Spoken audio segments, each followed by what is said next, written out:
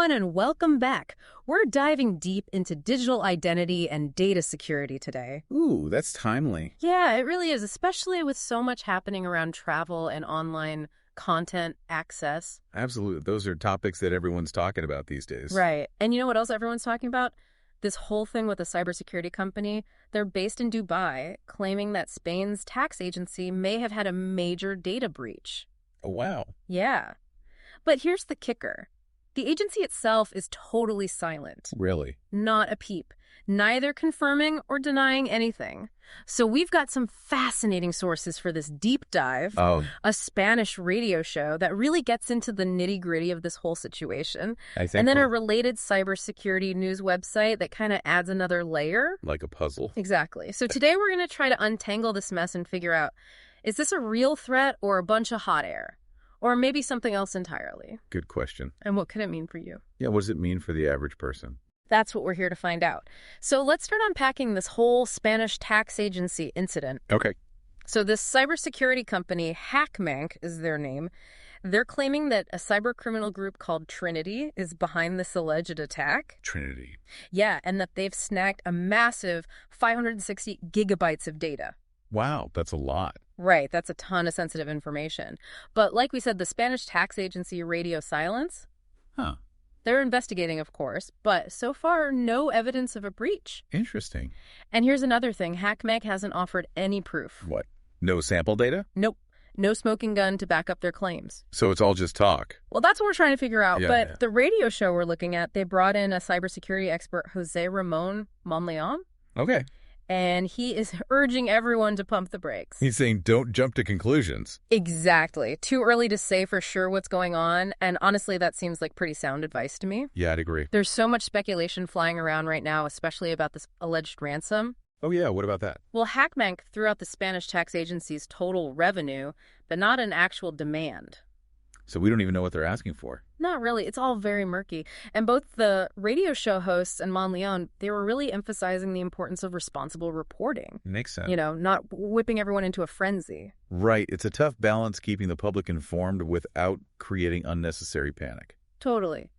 So, true or not, this incident really highlights the whole ransomware and data breach threat. For sure. It seems like every other day, there's a new headline about some major attack. The radio show actually pointed that out, too. They said that 2024 started with ransomware making headlines. And it might be ending the same way. You know what that reminds me of? That huge cyber attack on the UK's National Health Service. The NHS. Yeah, basically crippled their entire system. It was chaos. I remember that.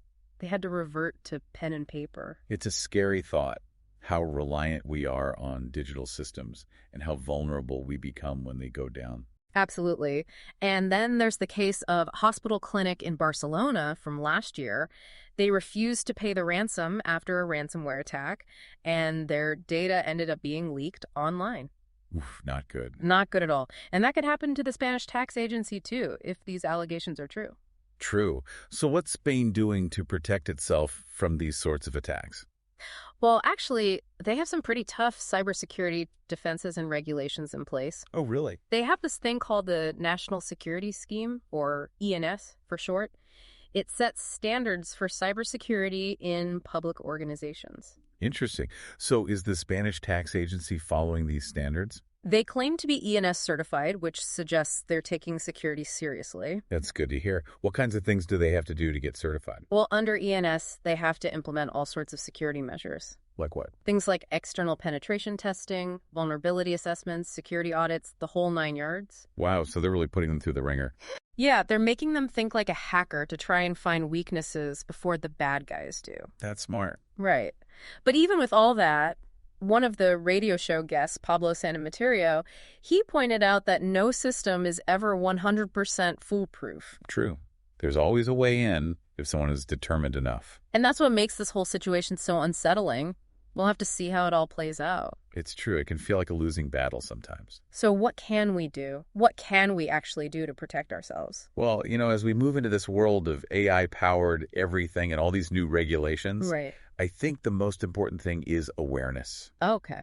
Staying informed about the latest threats and how to protect yourself. That's really key. I mean, that's easier said than done. I know, right? It feels like there's a new data breach every other day. Yeah, the news can be overwhelming. So where do we even start? Well, honestly, a lot of it comes back to basics. Basics? Like what? Strong, unique passwords, two-factor authentication. Those are must-haves these days. Right. And, of course, being careful about what you click on and what information you share online. Think before you click that old chestnut. Exactly. And here's another tip. Don't be afraid to question things. Question things. Yeah, like if a website's asking for more information than you're comfortable giving, just say no. You have the right to protect your data. Absolutely. I like that, taking back control. Exactly. And it's not just about you. Yeah. Think about your family and friends. They might not be as tech savvy. Right. So sharing what you learn and helping them stay safe online, that's huge. It's like a digital neighborhood watch. I like that. We're all in this together, right? Right. You know, something the radio show talked about that I found really interesting, how the whole concept of digital identity is changing. Oh, really? How so? Well, it used to be that our digital identity was pretty much limited to our online activity. You know, browsing history, social media profiles, that sort of thing. Like a digital footprint. Yeah, a trail of digital breadcrumbs. Exactly. Yeah. But now with AI and the metaverse and all that, Right. our digital identity is becoming much more immersive. Immersive how? Well, we're creating avatars interacting in virtual spaces. Okay. It's a whole new layer of identity and comes with a whole new set of security and privacy considerations. That's a good point. But for those of us who aren't living in the metaverse yet, Right. what are the real-world implications of all this? What should we be thinking about now? I think it's going to become even more important to control and protect our data. Why is that? Well, think about it. If your digital identity is more closely tied to your physical self, Yeah. the stakes are much higher if that data gets into the wrong hands. It's like identity theft on steroids. In a way. Yeah, yikes. And then there's the question of trust. Trust. Yeah. As our digital identities become more complex, how do we know who to trust online? That's a good question. How do we verify someone's identity when deepfakes and AI-generated content are becoming so sophisticated? Right. You can't even believe what you see anymore. Exactly. Okay, so we've talked about data breaches, AI Spain's traveler registration system. It's a lot to take in. It is. What's the one thing our listeners should take away from all of this? What's the most important thing they can do to protect themselves right now? If I had to pick just one thing, Okay. I'd say take control of your digital footprint. What does that mean exactly? Go through all your online accounts, social media, emails, shopping sites, and make sure you have strong, unique passwords for each one. And enable two-factor authentication wherever you can. Got it. Lock down those accounts. Exactly. And then take a look at your privacy settings. Privacy settings. Yeah. Do you really need to share your location with every app you use? I probably do share more than I should. It happens. But just taking a few minutes to review your privacy settings can make a big difference. Okay, good to know. And that's really the key here, being proactive, taking those small steps to safeguard your information. It's like we're saying to the digital world, hey, I'm here, but I'm in control. Exactly. You're not just passively consuming content. You're actively shaping your digital experience. That's a good way to put it. So you mentioned Spain's traveler registration system. Yeah. What are the implications for someone like you who loves to travel? That's a good question. What do I need to keep in mind? Well, first of all, be aware of what data is being collected and how it's being used. Okay. So in Spain's case, they're gather your name, passport details, contact information, even details about your travel companions. Wow, that's a lot. It is. It makes you think about how that data is being protected. Right. And who has access to it? Exactly. So what can travelers do to protect themselves? Well, for starters, be mindful of what you share online and offline. Okay. Like avoid posting detailed travel plans on social media. You want to advertise an empty house. Right. And consider using a VPN when you're connecting to public Wi-Fi. A VPN? Why is that? It encrypts your internet traffic, so it's much harder for someone to snoop on your data. That's a good tip. And be extra careful about phishing scams. Phishing scams. Yeah, cybercriminals often target travelers with fake emails or websites, Oh, wow. hoping to trick them into giving up their personal information. So double check those URLs. Make sure it's the real deal. Exactly. And if something just feels off, trust your gut. Better safe than sorry. Right. It all comes back to awareness, doesn't it? It really does. Knowing the risks and taking those precautions. Yeah, and remember, knowledge is power. Love that. Okay, so we've covered a lot of ground here. We have. What's the one big takeaway for our listeners?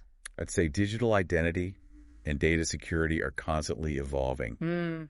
What was considered secure yesterday might be vulnerable today. True. And it all has very real consequences for all of us. It's definitely a lot to process, but stay tuned because in the next part of our deep dive, we're going to explore what you can do to protect yourself in this ever-changing digital landscape. You know, it makes you think about kids growing up in this digital age. It really does. I mean, I'm still figuring it all out, and I've been online for years.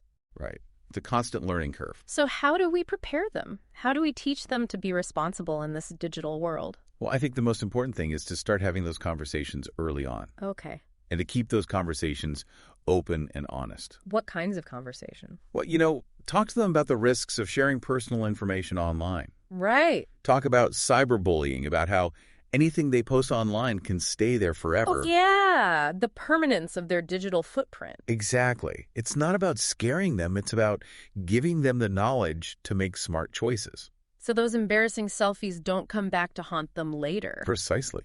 And make sure they know they can come to you if they see something online that makes them uncomfortable. Right. Build that trust so they feel safe talking to you about anything. It's about being a guide, not a gatekeeper. Exactly. Yeah. And it's not just about lecturing them. It's about exploring this digital world together. Yeah, talk to them about what they're doing online, the games they're playing, the videos they're watching.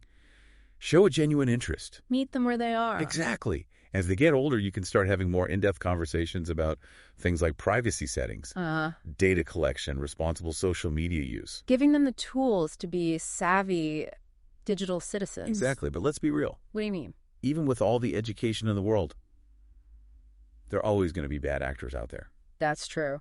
It's the nature of the beast. So how do we stay ahead of the curve? Any predictions for the future of cybersecurity? Well, one thing's for sure, AI is going to play an even bigger role. AI. Even more than it already does. Oh, yeah. We're going to see more sophisticated AI-powered attacks, but also AI-driven defenses. So it's like a digital arms race.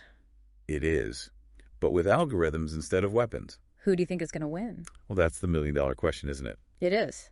But I think the companies and organizations that embrace AI for cybersecurity, they're going to have a big advantage. Why is that? They'll be able to detect and respond to threats much faster. So using technology to fight technology. Exactly.